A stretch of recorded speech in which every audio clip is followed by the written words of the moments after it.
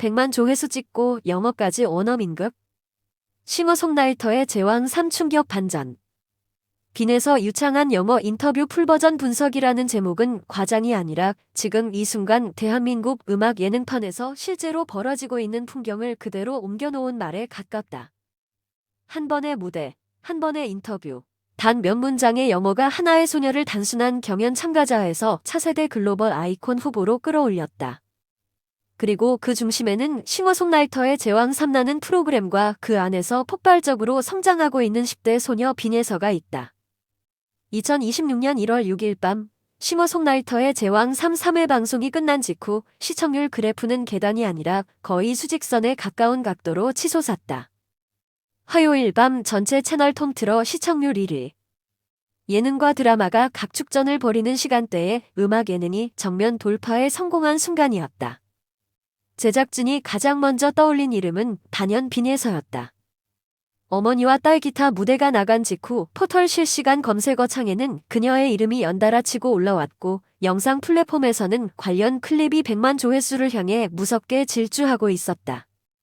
트로트 감성의 현대적인 감각을 더딥힌 보컬, 예상치 못한 브레이크 댄스 퍼포먼스, 여유 있는 무대 장악력.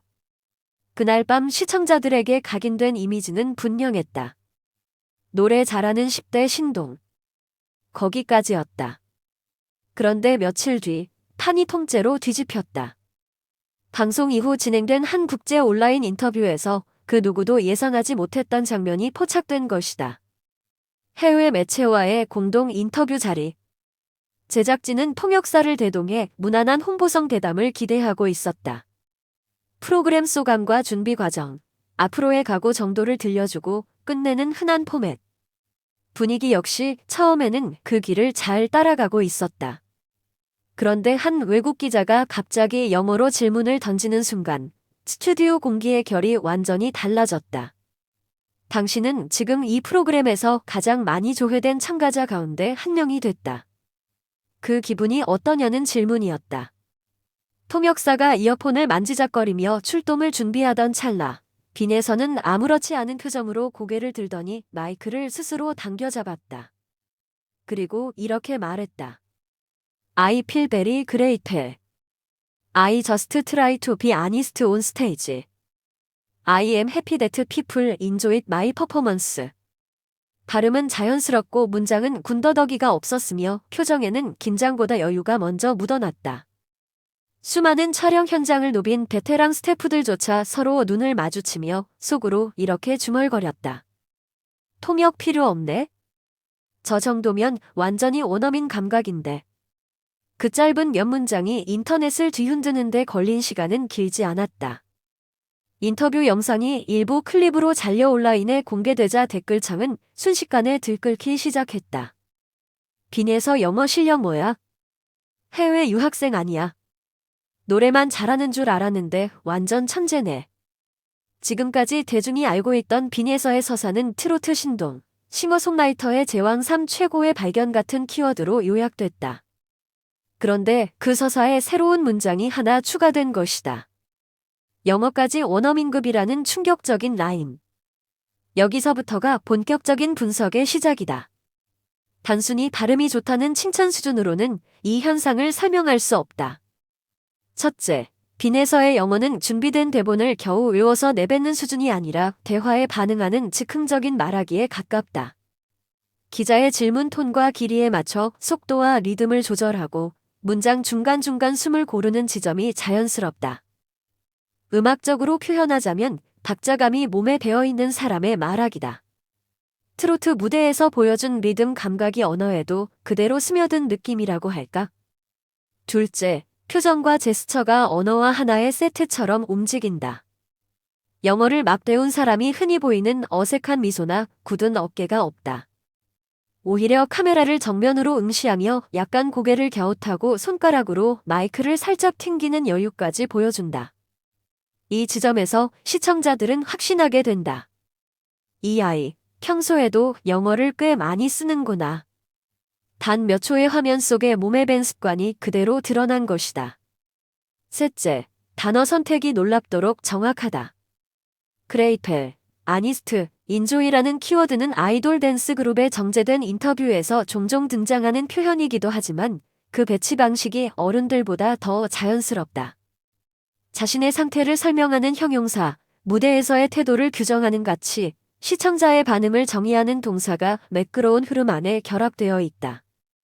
이는 단순 암기가 아니라 의미를 몸으로 이해하고 있다는 신호에 가깝다. 그러나 진짜 충격은 여기서 끝나지 않는다. 제작진과 주변 인물들의 증언이 하나둘씩 쌓이면서 빈에서의 그림은 점점 더 입체적으로 변한다. 학교 관계자는 어릴 때부터 언어 감각이 남달랐다고 회상한다. 가사를 외우는 속도가 빠르고 외국 노래도 금방 따라 불렀으며 누가 시키지 않아도 스스로 발음을 고치고 억양을 흉내냈다는 것이다. 프로그램 스태프는 대기실에서 외국인 스태프와 간단한 농담을 주고받는 모습을 보고 깜짝 놀랐다고 말한다. 카메라가 꺼져 있을 때조차 자연스럽게 튀어나오는 영어 한두 마디에서 이미 범상치 않은 감각을 감지했다는 고백이다. 여기에 음악 트레이너의 증언이 더해지면서 퍼즐은 더욱 또렷한 그림을 띈다. 빈에서는 팝송을 정말 많이 듣고 단순히 노래를 따라 부르는 수준을 넘어 가사와 발음, 리듬을 함께 흡수하는 스타일이라는 것이다. 언어를 책상 앞에서 머리로 공부한 것이 아니라 음악이라는 통로를 통해 귀와 입으로 받아들인 케이스다. 그녀에게 영어는 시험 과목이 아니라 또 하나의 악기였던 셈이다. 이 지점에서 우리는 그녀의 영어 실력을 단순한 특기가 아닌 예술적 감각의 확장으로 바라볼 필요가 있다. 가족과 지인들의 이야기도 흥미롭다. 집에서는 늘 다양한 나라의 음악이 흘러나왔고 부모는 어느 한 언어를 강요하기보다 자연스럽게 접하게 하는 쪽을 선택했다. 어린 빈에서는 TV에서 흘러나오는 영화 대사를 따라하고 영어 노래 가사를 직접 받아 적어가며 의미를 스스로 찾아보기도 했다고 한다. 누가 시켜서가 아니라 궁금해서 움직인 학습. 바로 이 자발성이 지금의 유창함을 만들어낸 핵심 동력이다. 싱어송라이터의 제왕 3 제작진 역시 이 반전에 가까운 면모를 알고 난 뒤 내부적인 평가를 크게 수정하고 있다는 후문이다.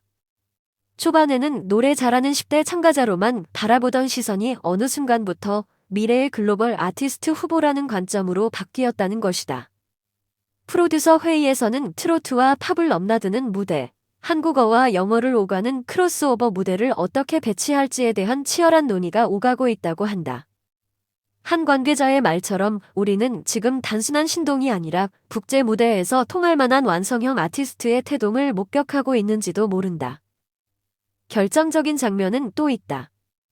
방송이 끝난 뒤 대기실 복도에서 스태프가 우연히 목격한 한 장면이 뒤늦게 알려지면서 빈에서의 서사는 다시 한번 업그레이드 된다.